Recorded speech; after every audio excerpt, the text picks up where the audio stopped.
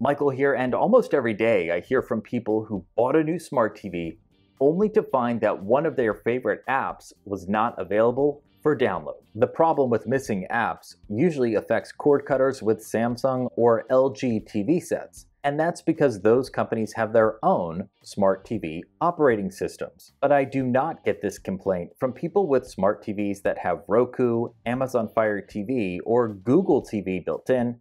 Not what I'm talking about here. The biggest apps are available to download on Samsung and LG TVs, but some smaller applications are left off these platforms. And the other thing you may notice is that even larger streaming applications may not be supported on older smart TVs. And the definition of older may be a TV set that is relatively new, like 5 years old. So far, I've laid out two problems with some smart TVs: apps not available to download, and apps that are not supported on older smart TVs. But there's another thing that some new cord cutters overlook simply because they don't know any better. I've got a Samsung TV, but I didn't buy it for the smart TV features. Navigating the smart TV interface is a chore compared to Roku. Aside from more cluttered menus, it can be laggy, slow, and clunky. My biggest complaint of all from a user experience perspective is the remote that Samsung gives you with the purchase. It is full of useless keys compared to, for example, a simplified Roku remote. If Samsung and LG fixed these issues, it would make Rokus like this one obsolete. But in my opinion, we are not quite there yet, and plenty of people agree. Check this out. In a poll of my YouTube community, I laid out a hypothetical situation. Pay $50 more for Samsung Smart TV interface, or save $50 on a TV purchase and hook up your own streaming media player like a Roku. More than 70% of people said they would prefer the lower price and doing without Samsung TV's interface.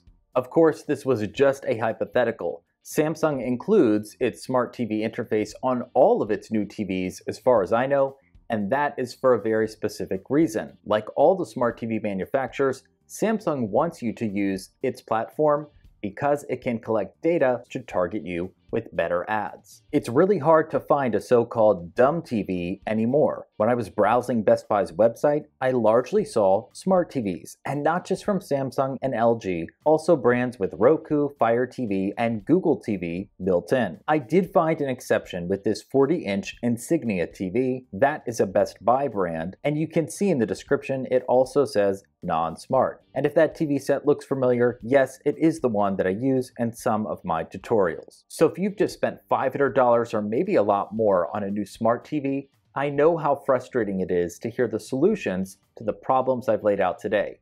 But for a better user experience, you will want to purchase an external streaming media player. For first-time cord cutters, I like Roku devices, but Amazon Fire TV and Google Chromecast are very popular as well, and these start at less than $50. If you've got a bigger budget, you may prefer an Apple TV device. For me to recommend Samsung or LG smart TV interfaces over an external media player, a few things have to change. Here's my wish list. First, increase the number of applications available to download. Second, offer some sort of guarantee to reassure consumers that the apps will be supported and receive updates over the long haul. And third, include a streaming remote with fewer keys when you buy a TV set. In the meantime, if you decide to purchase a Roku, I'll have links below to my recommendations, and check out this video for my favorite Roku tips and tricks.